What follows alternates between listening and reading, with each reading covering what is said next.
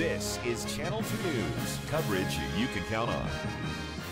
Mr. Simpson, I do vote to grant parole when eligible, and that will conclude this hearing. Thank you. The eyes of the world are focused on Northern Nevada today as O.J. Simpson apologized to a parole board, and in return, they agreed to set him free. Coverage of his parole hearing tops Channel 2 News at 5 o'clock. Good afternoon. I'm Landon Miller, and we have team coverage of the O.J. Simpson parole hearing today. Paul Nelson is live in Lovelock at the Correctional Center there, but we're going to send it out to Kristen Remington, who is anchoring our coverage from Carson City. So, Kristen, how soon will he get out?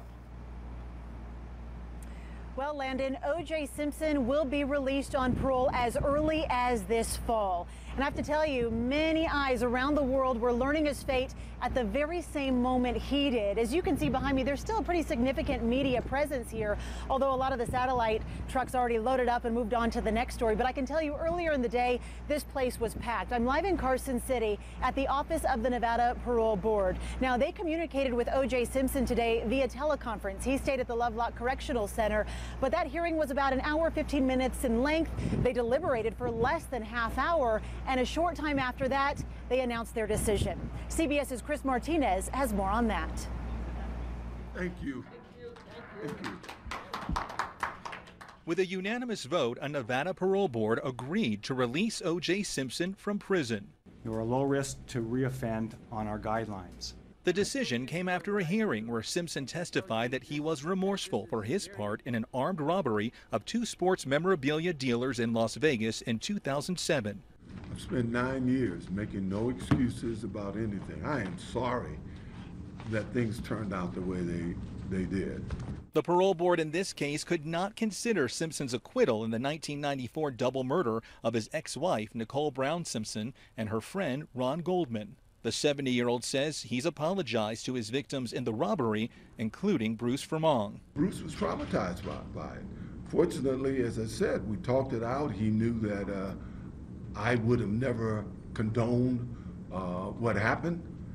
He accepted my apology. Simpson appeared nervous at first, as did parole board members who don't typically get this much media attention. You are currently, well, very recently turned 90 years old.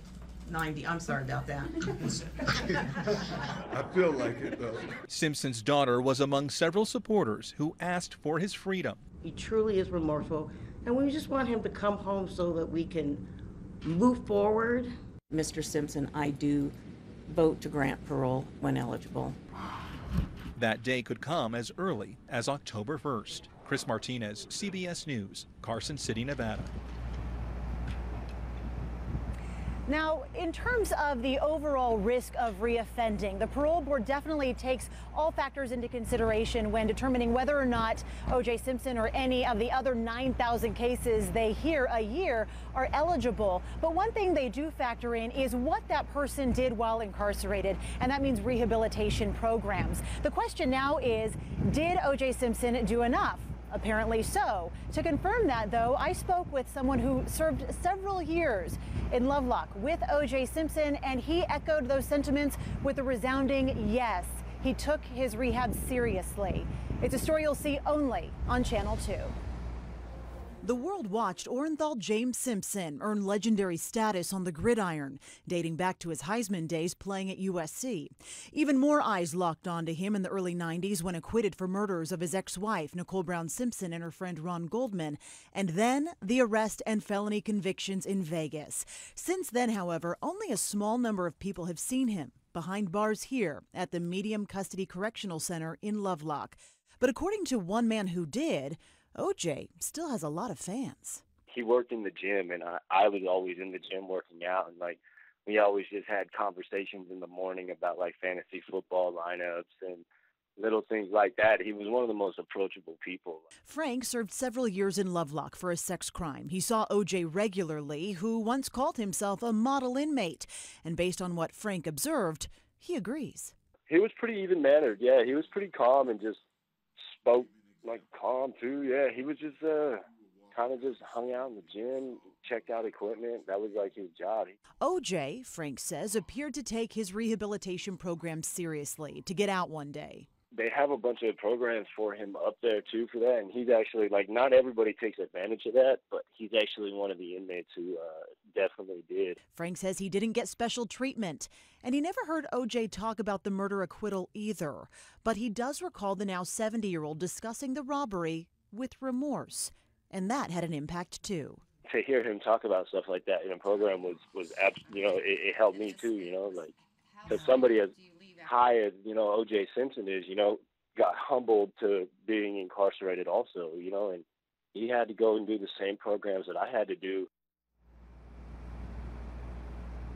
Now, Frank says he was hopeful that O.J. would get parole. He tells me he had a number of cellmates who completed ample programs while in prison as well, and they were denied. So you never fully know what the parole board is looking for. This parole hearing, though, is bringing a lot of attention to small town Nevada, to Lovelock in particular, and the small businesses there are really reaping the benefits as a result of all the media converging on that town. That's where Paul Nelson joins us now live with that part of our coverage, and where some media entities are still standing by for live shots there. Paul? Yeah, Kristen, it's pretty quiet in town right now, but that's because the prison's about 6 miles outside of Lovelock, so obviously the media has all been out here for most of the day, but you can guarantee once these cameras turn off, all these crews are going to need something to eat and a place to sleep, and that's good news for local businesses. News and sports networks are lined up outside the Lovelock Correctional Center, all learning that one of America's most infamous celebrities is getting out of prison. He's unpredictable, fascinating, so now he's part of popular culture, absolutely part of popular culture. O.J. Simpson's pop culture standing is bringing people to Lovelock for a few days, and the town of less than 2,000 people is doing its part to accommodate their visitors. Everybody's been awesome. We like to showcase what we have around here. So a lot of people have been, you know, visiting our attractions, coming into our historic depot, the courthouse. Good thanks to the Cowpoke Cafe for some wonderful meals. They've been friendly. I've, you know, dropped into the courthouse to see the round courthouse and the great mural inside there. Lovelock still has the same feel and look, except the hotel rooms are sold out and restaurants are busy, and it's been happening for a few days. About 2-3 days ago, we started getting phone calls and started seeing, you know, news trucks pull in. We're gonna make a chile relleno. Alicia Dyer owns La Casita Restaurant, a popular Mexican food place in town, and the extra guests have been welcome. We really like it, you know. My restaurant has been packed with people coming in here to eat, and they all talking about O.J. In fact, she says some customers were even making bets on whether Simpson would get paroled or not. Business is good, and for a short time, the O.J. frenzy is putting this small town on the map. Lovelock has become famous, I guess, all over United States, which is kind of good for us. Maybe everybody will know now where Lovelock, Nevada is.